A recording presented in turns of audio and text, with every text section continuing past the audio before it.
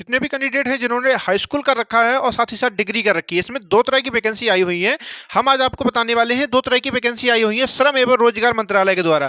श्रम एवं रोजगार मंत्रालय के द्वारा दो प्रकार की वैकेंसी निकाली गई। ये वैकेंसी जो है ESIC में कर्मचारी राज्य बीमा निगम के द्वारा ये निकाली गई है। ये किसके अंतर्गत आता है? श्रम एवं रोजगार मंत्रालय के अधीन ये आता है। तो यहाँ से ये वैकेंसी निकाली गई है। दो प्रकार की वैकेंसी है, एक 10th जिन्होंने कर रखा है, जिन्होंने हाई स्कूल कर रखा है उनके लिए है, और एक डिग्री कर रखा है उनके लिए है। दोनों प्रकार की वैकेंसियों के ऊपर बहुत अच्छे से चर्चा करने वाले हैं। तो हम अपने ये समझते हैं कि इस वैकेंसी में क्या प्रोसेस रहने वाला है, क्या एग्जाम होगा कि नहीं होगा, सारी चीजें अपन बात करेंगे। काफी अच्छी सैलरी है इस वैकेंसी में, तो आप लोग इस वैकेंसी पर जरूर ध्यान देने वाले हैं। तो अगर हम पोस्ट की बात करें तो इसमें जो पोस्ट रहने वाली है वो 12,372 पोस्ट है। ये काफ़ी अच्छी पोस्ट है। इस वैकेंसी में 12,372 पोस्ट पे ये वैकेंसी निकाली गई है। साथ ही साथ अगर हम एज की बात करें तो इसमें एज जो रखी गई है वो 18 से लेकर 27 साल, 18 से लेकर 27 साल के बीच में अगर आपकी उम्र है तो आप इसमें फॉर्म भर सकते हो, वो भी जनरल कैटेगरी से। अगर आप जनरल कैटेगरी से अगर आप आते हो तो इसके बीच में अगर आपकी एज है तो फॉर्म भर सकते हो। अगर हम OBC और SC और ST की अगर हम बात करें तो OBC के लिए क्या है, 3 साल की उम्र में आपको छूट दी जाती है, उसी प्रकार से इसमें भी आपको दी गई है। और साथ ही साथ SC और ST की बात करें तो आपको 5 साल की छूट इसमें दी गई है। पर OBC की उम्र की बात करें तो 18 से लेकर आपकी जो उम्र हो रही है 30 साल तक, अगर आप 30 साल तक हैं तो इसमें फॉर्म भर सकते हैं। और SC और ST से अगर आप आते हैं तो आपकी 18 से लेकर आपकी 32 साल के बीच में अगर आपकी उम्र है तो फॉर्म इसमें भर सकते हैं। तो उम्र भी काफ़ी आपको दी गई है, तो इसमें आप फॉर्म भर सकते हैं। अगर हम आगे जो बात करें तो ये वैकेंसी जो है ऑल इंडिया वैकेंसी है। ये इसमें महिलाएं और पुरुष दोनों समान रूप से फॉर्म भर सकते हैं। इसमें किसी को मना नहीं किया गया है, या पुरुष हो या ये महिला हो, दोनों लोग इसमें क्या है फॉर्म भर सकते हैं। पदों का विवरण की अगर हम बात करें तो पदों का विवरण क्या है, तो पदों का विवरण में पहले 3 प्रकार के पद इसमें निकाले गए हैं। पहला जो है वो है MTS, ठीक है, पहला है जो MTS। दूसरा जो पद है वो है UDC, और तीसरा पद जो है इसमें सोशल सिक्योरिटी ऑफिसर के पद हैं। ये 3 प्रकार के इसमें क्या है पदों की चर्चा की गई है। अगर हम पद में देखें किसमें कितनी अगर पोस्टें हैं तो MTS में जो है वो 3,341 पोस्ट इसमें निकाली गई हैं MTS में। वहीं UDC में अगर वो देखें तो 6,435 पोस्ट हैं इस वैकेंसी में। और साथ ही साथ सोशल सिक्योरिटी ऑफिसर की बात करें तो यहाँ 2,590 पोस्ट निकाली गई हैं इस वाली कैटेगरी में। तो हमने आपको बता दिया कि पद कौन कौन से निकाले गए हैं, साथ ही साथ कितनी वैकेंसी किस पद में बताई गई हैं।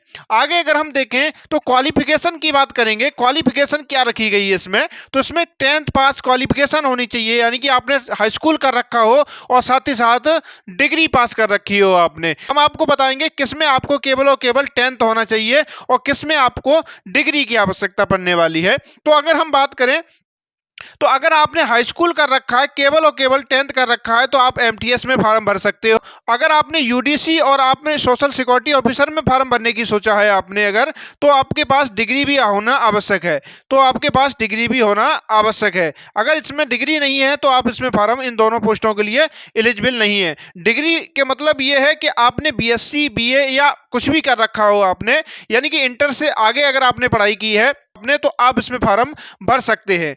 ठीक है, तो हमने आपको बता दिया कि क्या आपको कितनी योग्यता किस वैकेंसी के लिए चाहिए।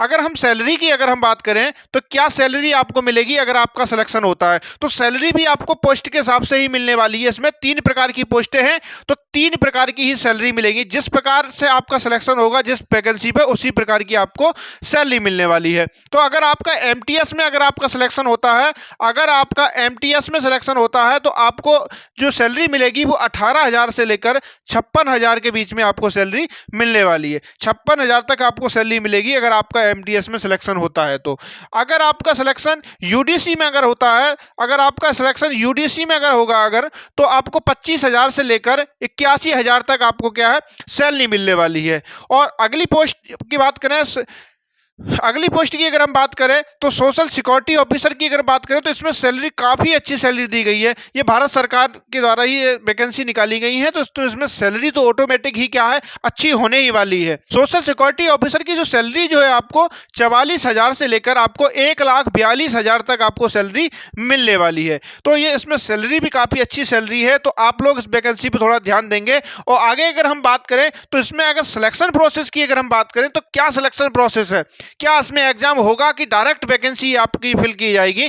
तो अगर हम अब देखें तो सिलेक्शन प्रोसेस में तो हम देखेंगे तो इसमें क्या है, एग्जाम होगा, आपका एग्जाम होता है, एग्जाम के बाद जो प्रक्रिया आती है वो डीबी होगी। ठीक है, पहले आपका एग्जाम लिया जाएगा, जब आप एग्जाम में क्वालिफाई हो जाओगे उसके बाद आपको क्या है, डीबी करवाया जाएगा। जब आपका डीबी हो जाएगा यानी कि डॉक्यूमेंट वेरिफिकेशन हो जाएगा, उसके बाद आपका मेडिकल किया जाएगा। अगर आप मेडिकल में भी अगर फिट हो, उसके बाद क्या है, फाइनल मेरिट लगाई जाती है, और अगर आपका उसमें सिलेक्शन होता है तो आप इतनी जो सैलरी दिखाई गई है इसके आप हकदार हो जाते हो। ठीक है, तो आगे अगर हम बात करें तो हमने आपको बताया सिलेक्शन प्रोसेस के बारे में, अच्छे से बताया।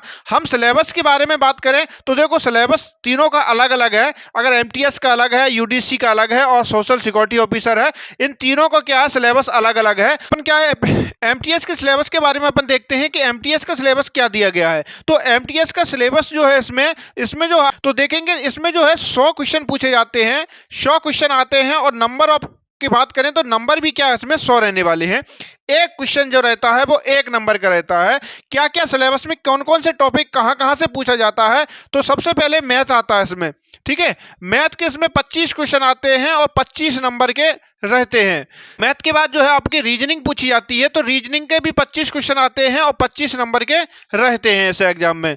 उसके बाद जो फिर आपके पूछा जाता है जीके जीएस। जीके जीएस के इसमें अगर हम बात करें, जीके जीएस के भी इसमें 25 क्वेश्चन रहते हैं और 25 नंबर के आते हैं। ठीक है, और उसके बाद जो रहती है फिर आपकी इंग्लिश रहती है, तो इंग्लिश में भी इसमें 25 क्वेश्चन आते हैं और 25 नंबर के रहते हैं। तो ऐसे टोटल मिला के 100 क्वेश्चन आते हैं और 100 नंबर के रहते हैं।